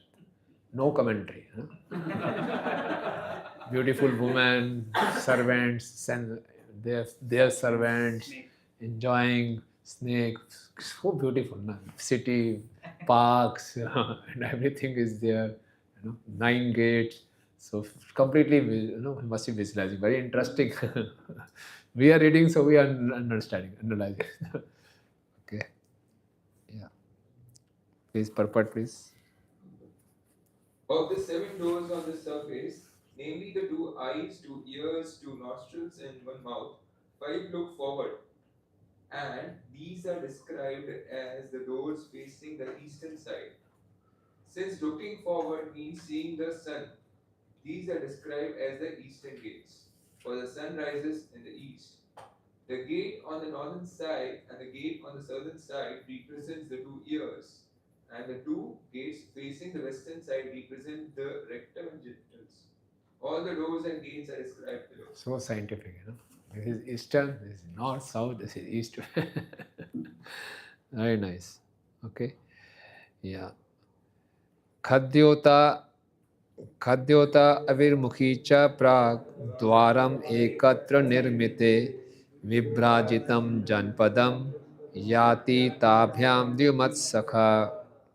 The two gates named Katyota and Avirmukhi were situated facing the eastern side, but they were constructed in one place. Through these two gates, the king used to go to the city of Vibrajita, accompanied by a friend whose name was Yuma. See, very interesting. So many names is giving. What is Khadyota? What is Avirmukhi? You know. So our acharyas are explaining. So So with the purport, please. The two names Katyota and Avirmukhi mean glowworm and torchlight. This indicates that of the two eyes, the left eye is less powerful in its ability to see. Although both eyes are constructed in one place, one is stronger than the other in the power to see. The king or the living entity uses these two gates to see things properly, but they cannot see unless accompanied by a friend whose name is Juman. This friend is the sun. Although the two eyes are situated in one place, they have no power to see without the sunlight. Vibrajitam Janapadam. If one wants to see something very clearly, Vibrajitam, he must see it with two eyes and the assistance of his friend, the sunlight. Within this body, everyone is a king because he uses his different gates according to his own will. Although he is very much proud of his power to see or hear, he is nonetheless dependent on the assistance of nature. Yeah. So now the gates of the city will be there. That will indicate the holes on the body. The holes of the body, what is the destination, who is the accompanying friend. Okay. So living entity on its own cannot enjoy the senses. It requires the accompanying friend also. Okay. Nalani cha prag dwaram ekatra nirmite avduta sakhatabhyam vishyam yati saurabham. Yeah. Similarly, in the east, there were two sets of gates named Nalini and Nalini, and these were also constructed in one place. Through these gates, the king, accompanied by a friend named Avadut, used to go to the city of Saurabh. Any idea what are these two gates? Nostrils. Yeah. Okay. Yeah. Read please. Purport. The two gates named Nalini and Nalini are the two nostrils. The living entity enjoys these two gates with the help of different avadutas, or ears, which constitute the breathing process. Through these gates, the living entity goes to the town of Saurabh or Aruma. In other words, the nostril, with the help of their friend, the air, enjoy various aromas in the material world. Nalini and Nalini are the pipes of nostril through which one inhales and exhales, enjoying the aroma of sense pleasure. Yeah. Mukhyanama purastatvat tayapan bahudono vishyo yati purarada rasagya vipunanvita. The fifth gate, situated on the eastern side, was named Mukhya, or the chief. Through this gate, accompanied by his friends named Prasagya and Dipana, he used to visit two places named Bahudan and Apan. Any idea what is this? Mouth, yeah. So other two gates had one destination. Nalani, Nalani, that Avirbukha and this are two eyes, two. But this has one gate with two destinations. What are the two destinations of this mouth? Speaking and eating. Yeah. Okay. Please purport. The mouth is here described as the chief or the most important gate. The mouth is a very important entrance because one has two functions to conduct with the mouth. One function is eating and the other is speaking. Eating is done with the rasayana, Rasagya. rasagya, and the tongue, which can taste so many different types of foods. The tongue is also used for speaking, and it can speak of either material sense enjoyment or Vedic knowledge. Of course, here material sense enjoyment is stressed. Therefore, the word rasagya is used. Yeah. पितृहुर्निपपुर्याद्वार दक्षिणेन पुरंजना राष्ट्रम दक्षिण पांचालम याति श्रुतधरान्विता. The southern gate of the city was known as the Pitru, and through the gate King Puranjan used to visit the city named Dakshina Panchala, accompanied by his friend Shrutadhara. Yeah. So need purport, please. The right ear is used for karma kandya or fruitive activities. As long as one is attached to the enjoyment of material resources, he hears from the right ear and uses the five senses to elevate himself to the higher planetary system like Pitraloka. Consequently, the right ear is here described as the Pitru gate. Yeah. देवहोर्नाम पूर्याद्वा उत्तरेण पुरंजना राष्ट्रम Uttara पंचालम याति श्रुतधरान्विता. Yeah, translation please. Southern gate of the city was Northern. On the northern side was a gate named Devahu. Through that gate, King Puranjan used to go with his friend Shrutadhar to the place known as Uttara Panchal. Okay. So city is called Panchal, you know. So just by Panchal, why? Because by hearing one can know the object of five sense objects, right? Purport, please. The two ears are situated on the northern side and the southern side. The ears on the southern side is very strong and is always anxious to hear about sense enjoyment. The ear on the northern side, however, is used for taking initiation from the spiritual master and for gaining promotion to the spiritual sky. The right ear or the ear on the southern side is called Pitrahu, which indicates that it is used for attaining the higher planetary system known as Pitralok. But the left ear, which is known as Devahu, is utilized for hearing about even higher planetary systems such as Mahalok, Tapalok, and Brahmalok, or yet even higher planets situated in the spiritual universe, where one becomes more inclined to permanently situated. This is explained in Bhagavad Gita 9.25. Yanti deva vrata devan yanti pitrvrata utani yanti bhutesha yanti manyanti yogi. Those who worship the demigods will take birth amongst the demigods, and those who worship the ghosts and spirit world will take birth amongst such beings. Those who worship ancestors go to the ancestors, and those who worship me will live with me. One who is interested in being happy on this planet as well as after death generally wants to be elevated to the Pitralokas. Such a person can use the right ear for hearing Vedic instructions. However, one who is interested in going to Tapalok, Brahmalok, the Vaikuntha planets, or Krishnalok may take initiation from the spiritual master in order to be elevated to such lokas. Yeah. Asurinya nama paschada dvasya yati puranjana gramakam nama vishyam durmedena samanvita. On the western side was a gate named Asuri.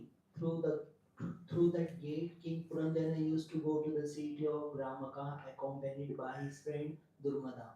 So Asuri is gross genital, Durmada is subtle. Okay. Purport, please. The gate on the western side of the city was known as Asuri because it was especially meant for the Asuras. The word Asura referred to those who are interested in sense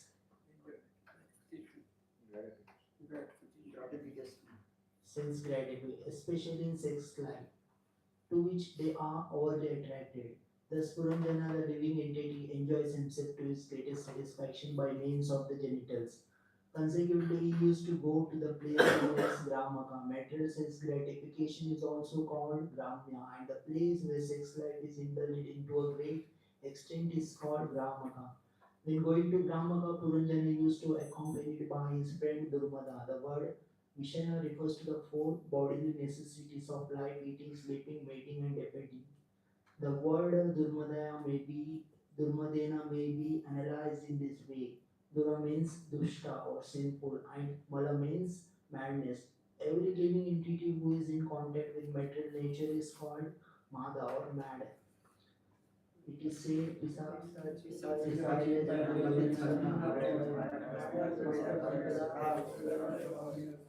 when a person is haunted, he becomes practically insane.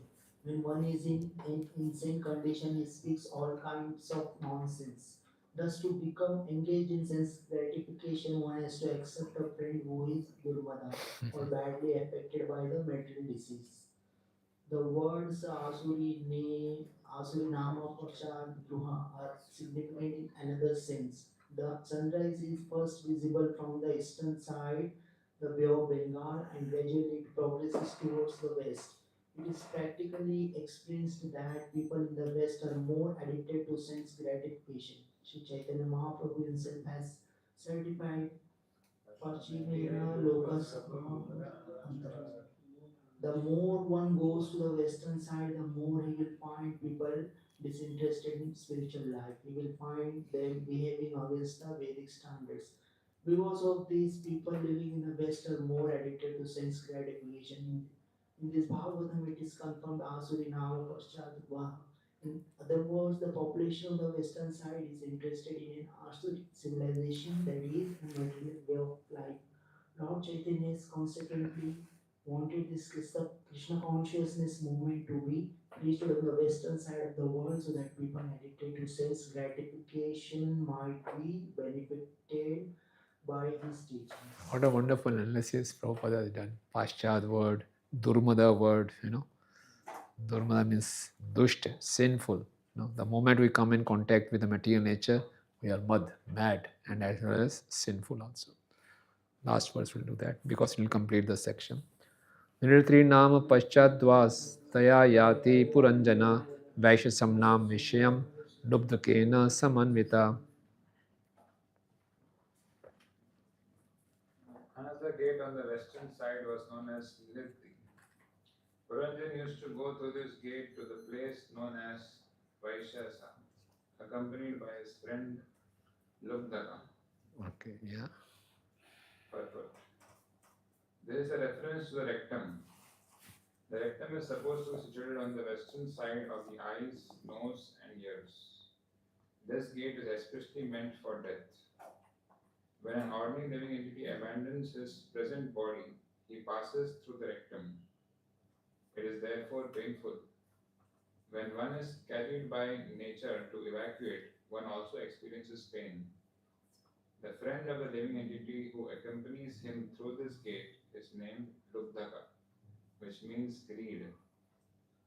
Due to our greed, we eat unnecessarily, and such gluttony causes pain at the time of evacuation. The conclusion is that the living entity feels well if he evacuates properly.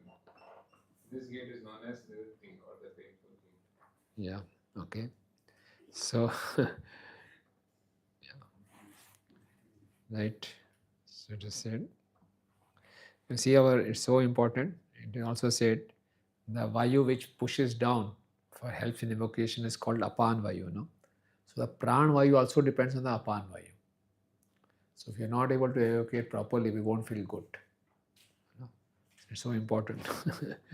That's why in all, if you go to Ayurveda, the first thing you'll ask is Pet Saaf ho raha hai nahi ho raha. So the cause of all not well-being is Pet Saaf nahi ho raha. Apan Vayu is not proper. Right? Okay. So we'll close here. So we'll meet at now 3 o'clock. Yeah. Any questions or comments? Yeah. Where were you, Prabhu? Yeah. AC, I'm not very comfortable with. Huh? I is not comfortable with the AC. Acha. So I sit just outside. Oh. What an austerity. But for me, it is मुझे comfortable. Hanuman ji की याद आ गई. हनुमान जी ने विद्या लेनी थी सूर्य भगवान से. तो सूर्य भगवान ने बोला मेरा क्लास पूरा फुल है, 60 लाख संत पहले ही हैं और खाली मैं रथ पे बैठता हूँ. हनुमान जी बोला आपसे ही सीखना है. I said, okay, one condition is there. I'll keep on moving. You have to sit in front, always looking at me, and I won't repeat anything. तो हनुमान जी बोला ठीक है. So Suryadev was moving, so Hanumanji was just in the air, keeping in the front. When he used to change, Hanuman used to go back. He never showed his back. He was so eager to learn. Similarly, you're sitting outside. Shastri was option from the Bhakti Vaibhava. Only say a few small questions. Yeah. One was, when you were telling this, gross senses location is gambling places. Gross. Yeah, gambling places in the cities. Gross senses the location for enjoying. And you're telling the subtle senses are there in the subtle body. So I have actually never understood this fully, that subtle body means my intelligence ego. So where are the subtle senses? See, like subtle sense, there's a hand, This palm is compared to the mind, and the mind is these 5 fingers are compared to 5 subtle senses. So whatever we see, we eat, we touch, we smell, all these impressions go into the mind through subtle senses. They are just like apparatus, instruments. That's why when we sleep also, we see, we dream through our eyes. We hear also in our dreams. We speak also, we shout. So they are all, everything is there in the subtle body, senses. So we normally don't speak there. We normally say my intelligence ego. But the mind is connected with the 5 senses. And these 5 senses are connected to the gross 5 senses. Yeah, these are apparatus only. Well, you were telling the Raga Dvesha. Yeah. And gave you example of that Sugriv. Bali saying to his son that I was so attached to Sugriv and now later I was so Dvesh. Yeah. So I was thinking that in devotee circle when we come living in ashram, then should we become attached or not attached? What kind of attached or not attached? Yeah. So that attachment is indrasya indasyarthe.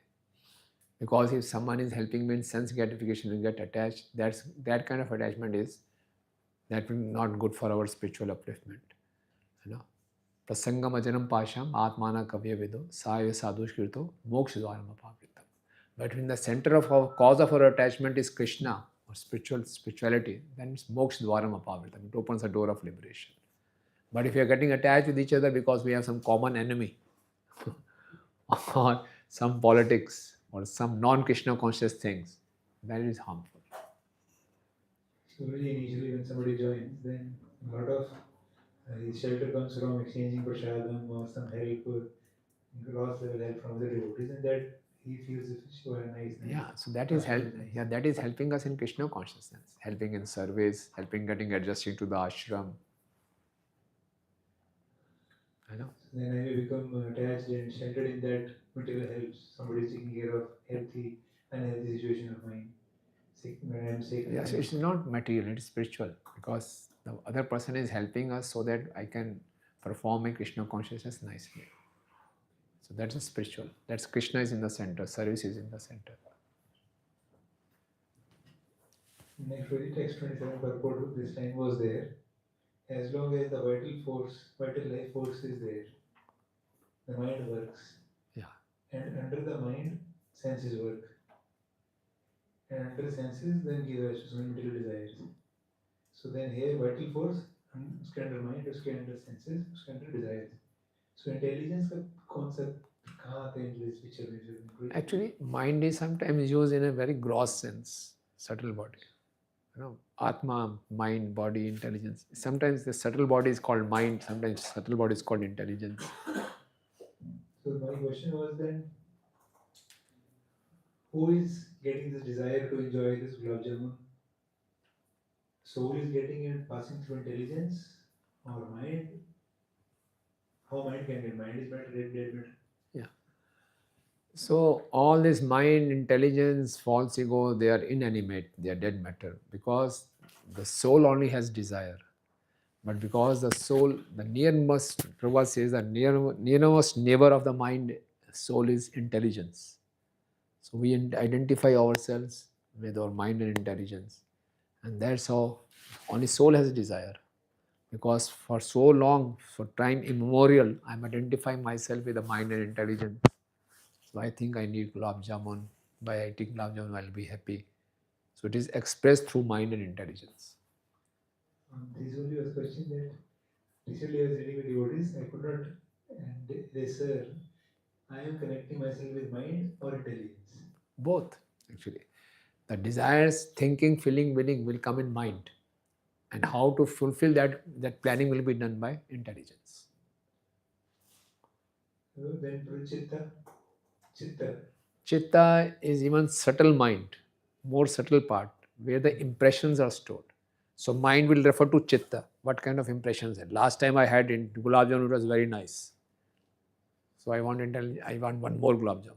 So am I correct if I say that the soul identifies that I am Chitta? Yeah, you can say that. And Chitta has all the desires. Yes, impressions.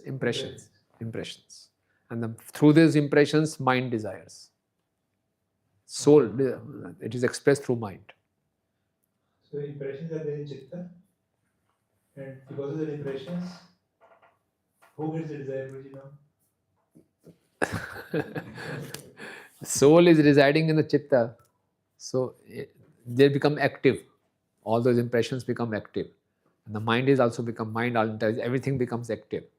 So mind, thinking, feeling, willing. Mind will say, refer to the Chittas. Yeah, this Gulab Jamun tastes very nice. I want more Gulab Jamun. Desire.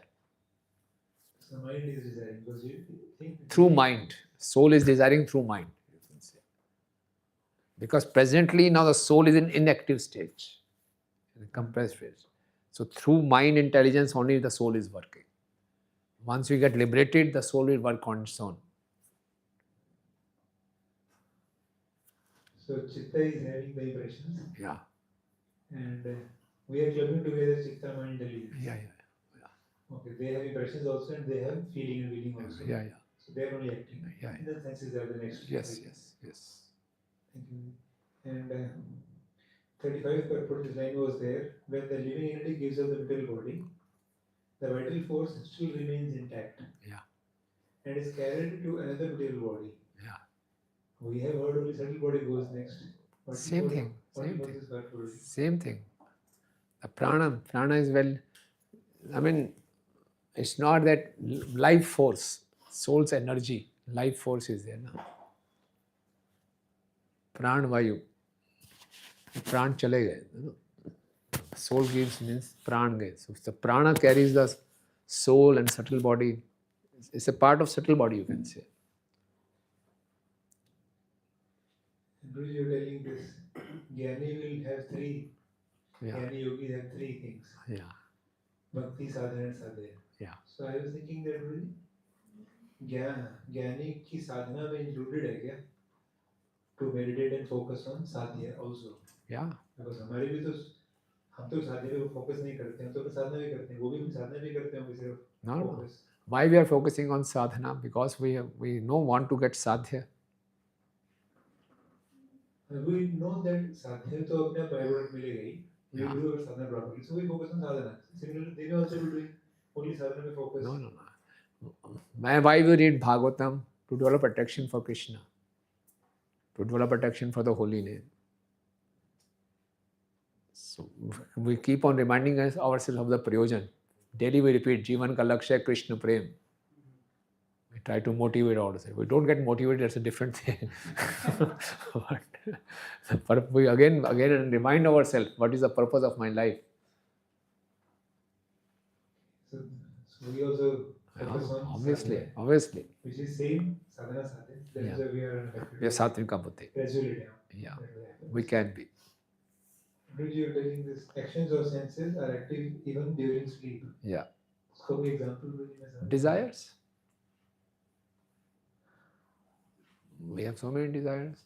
So sometimes we are fulfilling our desires in the mind. Our senses are inactive, but we are going through here and there, meeting different people, talking, sorting out problems, doing all kinds of things. And the last question, 51 purport it was written that this left ear, say, used for hearing to go to spiritual universe. So I was asking Guruji that is this the reason why we offer obeisance to the Lord, keeping the Lord on the left side? I don't think so. Because sometimes people ask, and actually I don't have any authentic reason what to tell people why we offer obeisance keeping the Lord on the left. Yes, it's given in scriptures. It is only for hearing spiritual instructions, but thank you. Any other questions anyone has?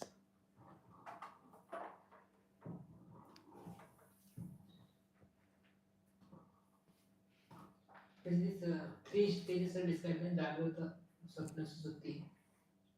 Jagrata is a liberated soul. Jagrata is a liberated soul.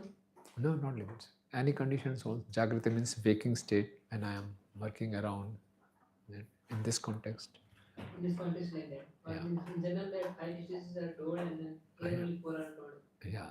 Then Turiya is there. Mukulit and No, that is a different thing. That is Achadit, Muklit, Viksit, Purn Viksit.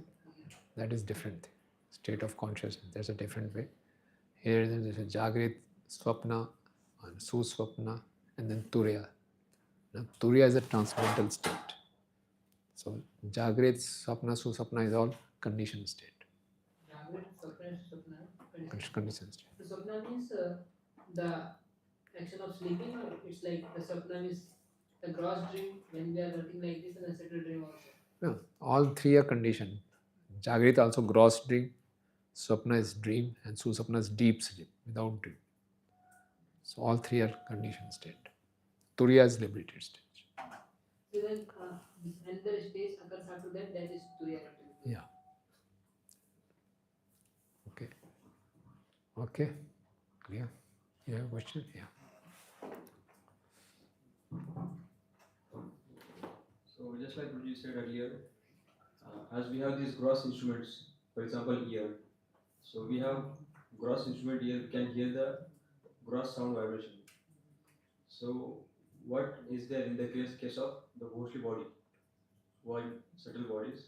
So are they able to hear, able to see, able to touch others?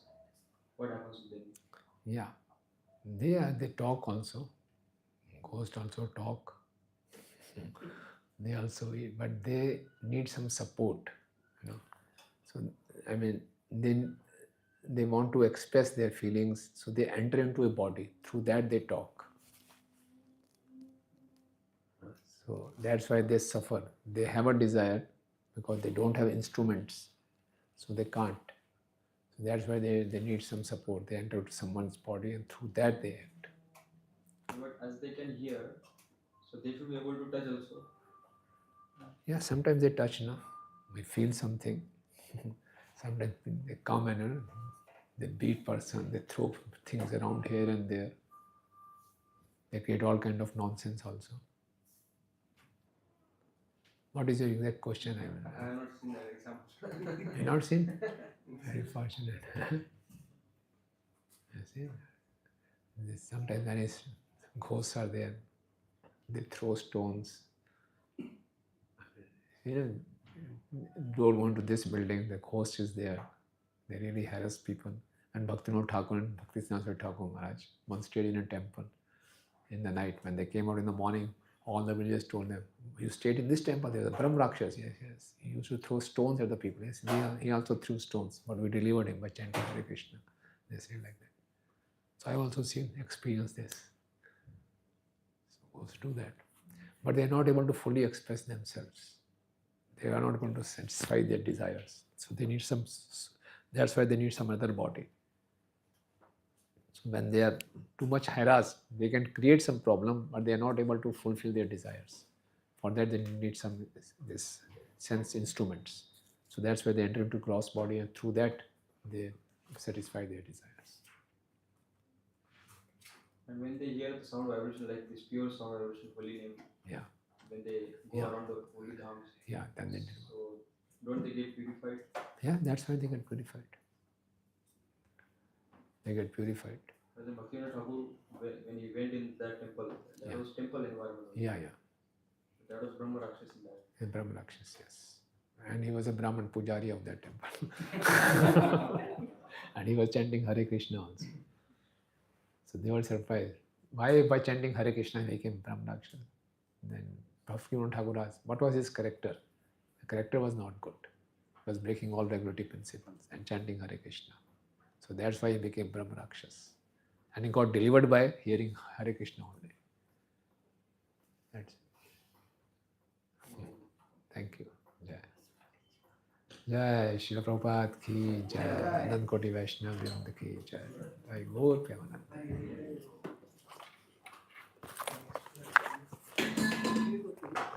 3 o'clock? 3 o'clock? 3 o'clock. 3 to 4:30. You will be able to take this early now to 20. No. You will take 7. Yeah. I could get